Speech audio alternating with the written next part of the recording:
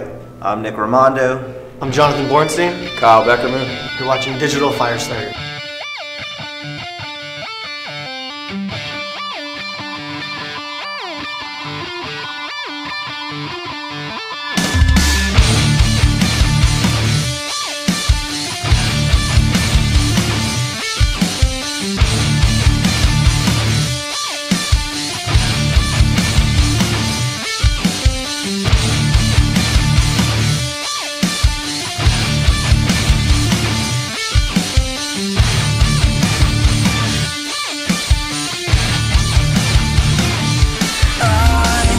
What's up, man? We're here with the U.S. Soccer Team. We got Kyle, John, and Nick. How's it going? How's it going, man? Sorry for the Canadian attire. America, yeah, coming again to save the motherfucking day, yeah, America, yeah, freedom is the only way, yeah. The U.S. Canadian hockey team just got beat down by the U.S.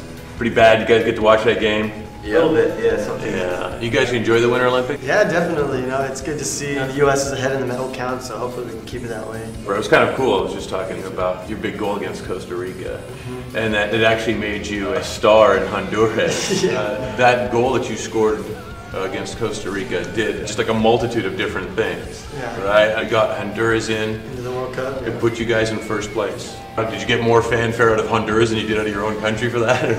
Definitely. You know, it was crazy the reception that the Honduran fans and media gave me simply for scoring a goal against Costa Rica. You know, even to today they'll write me a message and they'll say, you know, thank you for the goal. I can log on today and it'll happen. So that's pretty cool. Yeah, and let's say you go and you have to play Honduras in the World Cup now and you score, and do you think you're still going to get the same fanfare from them? I'll probably eliminate everything. There'll be death threats on that same Facebook page set up for you.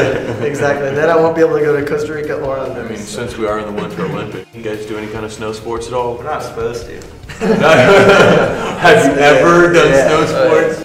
In Salt Lake, we have a lot of mountains up there. That's right. Beautiful to get up there a couple times. All right, man, we're going to start off. You guys ever play the Wii, by the way? I have a Wii and Wii Fit. All right, so you got an advantage. Yeah. A little Little ping pong. Yeah, but I'm going to Give it a shot. Look up here. There's your ball up there, and you want to get it in that blue circle. And you actually have to do the whole jump thing and everything too off the and extend. It's all about the balance, and I suck. So that was a good run. No, that was horrible. Kyle, you're up. Oh, there it is. It's your shot. Yeah, that guy kind of looks like you, dude. Without the dreads. There you go. There you go. You got See it. when you make it. You got it. And extend. Hold it. It's crazy, right? It's great, man. Oh wow, he's in it now. You're looking like you're in the zone. All right, there it is. Oh, a little too soon. Don't jump right at the line. Jump after, like when you're going up. Tell me this. So no pressure now, Nick. I know you're the goalkeeper, man. You should be.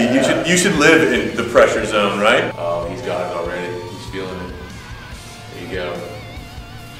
And wait till it says now up. Hold it. Hold it. That's big. 122. That's What? That is amazing. It's fun, right? It's such a simple game. It's such a simple game. Do I have to do my other two ones? Because this is a good score. I'm like, Yeah, this one. you have. I think. amateur. That's amateur? That was pretty good. What were you then? I don't know.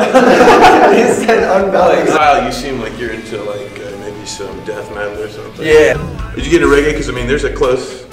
Bob Marley was a huge soccer player. That's like eventually how they say he died. But did that have something to do with being a reggae fan as well, or? Really, my parents played it in the car driving to practice at an early age. I really didn't find out he played soccer until later. I know both you guys, John and Nick, are West Coast guys. Maryland? I'm from Maryland, yeah. Maryland. So is soccer tend to be bigger out there on the West Coast or East Coast? It's definitely big on both sides. In Maryland, it's huge because there's a big population of, Central America, Caribbean, South American, right in this little area of Washington, D.C., Virginia, Maryland. So there's just a lot of soccer to be seen. 94 was a transitional year for America as far as being in soccer. And now the reason there is an MLS is because of the World Cup. You guys were young when Alexi played. Is that like looking at, like for a basketball fan, same thing with like looking at it, watching a Kobe Bryant play or something like that, going, that's what I want to be at? Or yeah, I mean, we saw all these guys and looked up to them. I wanted to be a goalie for some reason. So Oh, yeah? Tony Meola was a huge idol for me, and just watching him, seeing his haircut, and trying to Take off, dude. You have one of these, by the way. Yeah, well, I got the score right now. No, I was killing it on the balance. I still want to be Kobe Bryant. Contacts are a lot nicer, right? I think he's worth about $300 million right now. And you're a goalkeeper. Yeah. That's actually, I was all county in a very small town in Canada, which means absolutely nothing. But I always found it's a very challenging position. Right. I've always, watching different sports that have like nets when you watch like lacrosse or hockey, So and you just small, look at right? yeah, so tiny, and you just like when you see You soccer, get so much credit for saving that small net. the pressure, does that ever leave you? Like I remember when the ball started coming down, and I'd seen like the defense break it down a little bit. Right. Everything just kind of got real tense for me. Then again, I wasn't that great of a goalie, but for you, Yeah. is that emotion still there? Like is it tense or more like a more relaxed? Nervous for every game. And you guys won the championship in a shootout, right? Yep. Okay. Now, when I was, is it true like you're just supposed to like guess which side? Like if on a shootout, it's just like I'm going left on this. Yeah, there's tons of methods of how to save it. I guess a goal, a penalty kick. I mean, nowadays these guys that we compete against, they hit the ball so hard, so the time you react for a ball, it's already in the back of the net. So there's little clues that you look for. There's obviously if you've seen film on them, you'll know where they go. But then again, they're so good they'll switch it up. So there's a lot of things that tie into a penalty kick, and I think the pressure pretty much is on the striker there. We're not supposed to save them. How do you think now that, like I said, America just seems to be getting stronger and stronger in against the rest of the world? I was like looking at comments, and they're just like downright mean towards the United States. It seems like they're like these guys play dirty and stuff, but I'm like watching like I don't see it, But is that just just think the competitive nature, or do you think that there's a little more edge against you guys? Yeah, I think America has quite good talent in all sports. Like you see in the Olympics and stuff, we tend to dominate quite a bit with winning medals and all that stuff. So I think Hey, I know. So the rest of the world may hold a little bit of a grudge toward that, and I think it may reflect in soccer a little bit. The same kind of idea, but we haven't done as well in World Cups as maybe the rest of the world. But I think we're slowly getting there, and hopefully this year will be a good one for us. How do you guys think you're stacking up this year against the rest of the competition, against the other 31 teams? I think we have a good chance. I think we have as strong of a team as we've ever had.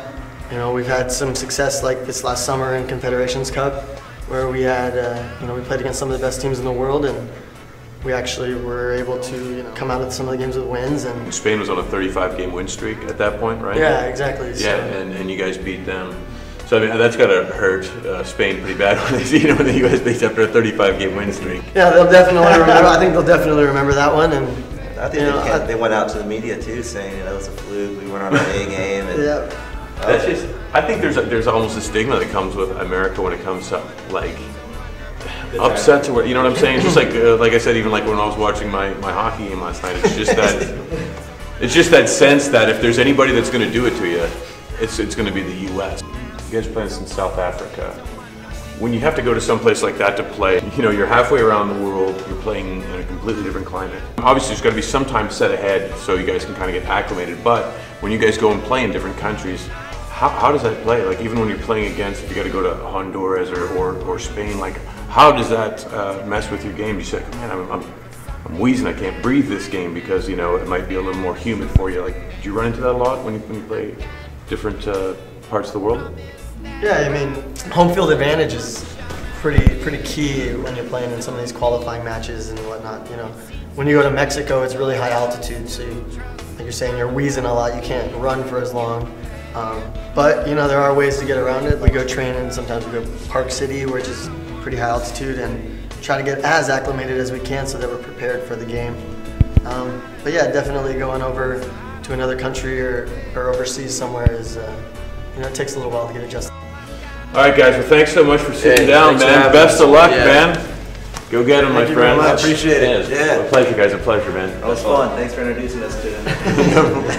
Good job. You ended up winning too. Thanks. By a lot. So. Where's my medal? Another medal for the U.S. Another medal for the U.S.